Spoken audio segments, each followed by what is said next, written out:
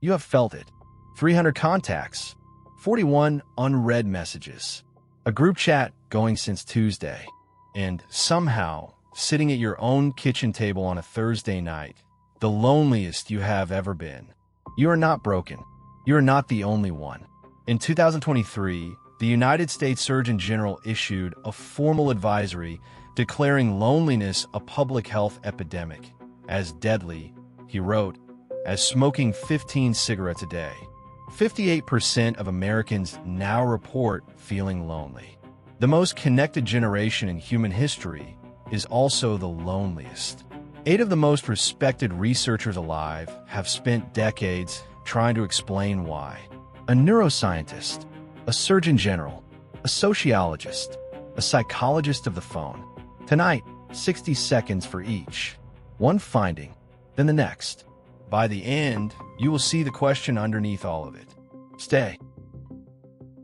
John Cacioppo, University of Chicago, the founder of social neuroscience.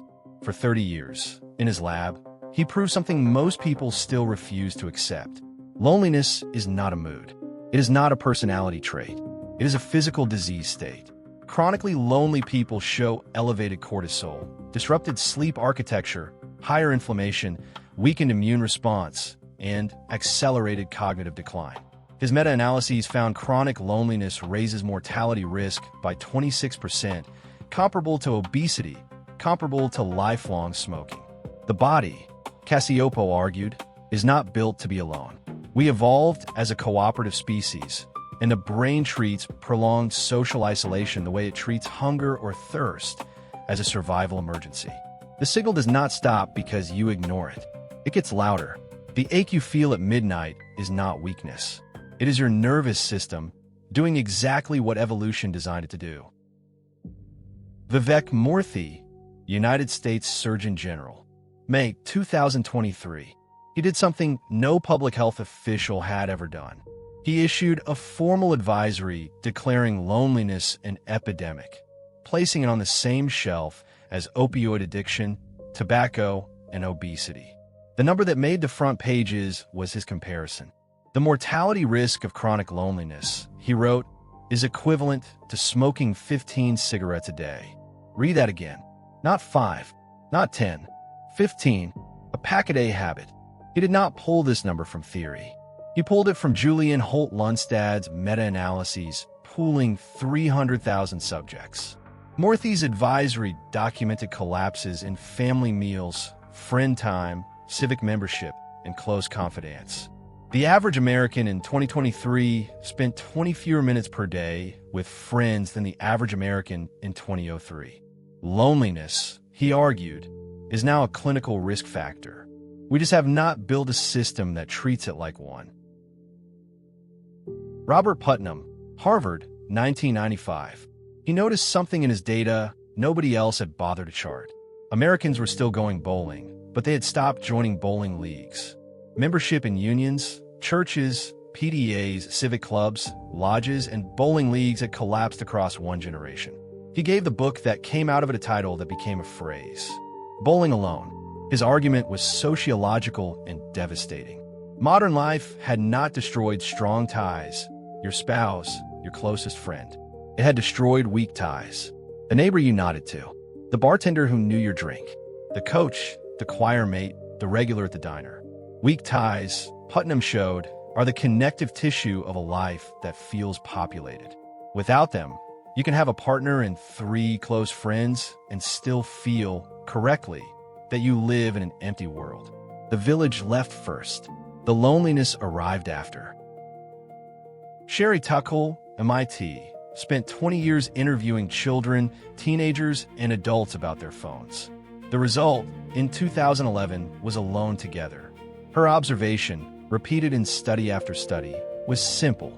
The phone offers the illusion of company without the demands of friendship. You can perform connection without ever risking it. You can text 3 people simultaneously and ghost all 3.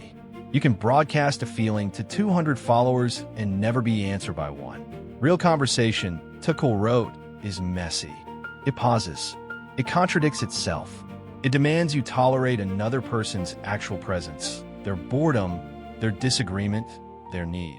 The phone trains us out of all of it. Children she interviewed told her repeatedly that they preferred texting because it let them edit themselves. They were already, at 12, exhausted by the unedited human. We are not connecting more. We are rehearsing connection and calling the rehearsal real. Esther Perel, in clinical practice for 40 years across 9 countries, named what most therapists would not say out loud. We live in the most digitally intimate era in human history and the rarest era of actual intimacy. We share photographs, locations, biometric data, search histories. We do not share fear. We do not share need. We do not share the parts of ourselves that would let another person know us. Perel calls this the paradox of digital intimacy. The architecture of the smartphone optimizes for self-presentation, not for self-revelation. You can have a partner who knows your daily step count, your sleep score, your spending, and has not heard the sentence you most need to say in 9 years. Intimacy, Perel reminds us, is not the absence of distance. It is the courage to close it deliberately in the presence of someone who could leave. Brené Brown, University of Houston, spent 12 years interviewing thousands of people about shame, courage, and connection. Her finding contradicted everything self-help had been selling. The path to belonging, she discovered, is not strength. It is not having it together. It is not the curated post. It is vulnerability, the deliberate, terrifying act of being seen without armor. The 2 words she identified as the most isolating in the English language are also the most common. I'm fine. Said at dinners. Said at funerals. Said in marriages of 19 years. Brown's data showed that the people with the deepest relationships were not the most charismatic or the most successful. They were the people willing to say the harder sentence. I'm not okay. I am scared. I miss here. I need help. Connection, she wrote, cannot survive the armor of fine. And almost every one of us is wearing it almost all of the time. Julianne Holt-Lunstad, Brigham Young University. She did the work no one else had bothered to do. She pulled the data from over 300 separate studies, covering more than 300,000 people across decades, and ran the meta-analysis. The result became the most cited finding in the loneliness literature.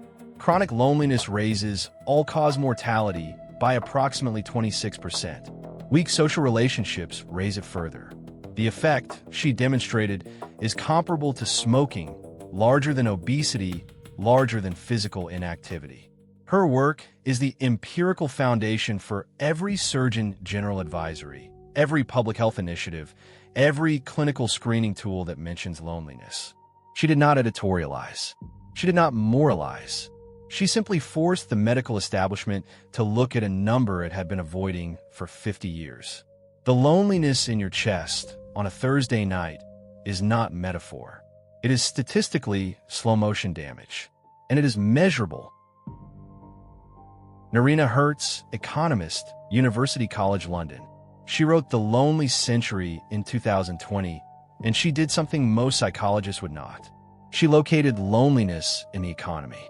Gig work, she argued, has dismantled the workplace as a community. Hot desking dissolved the office.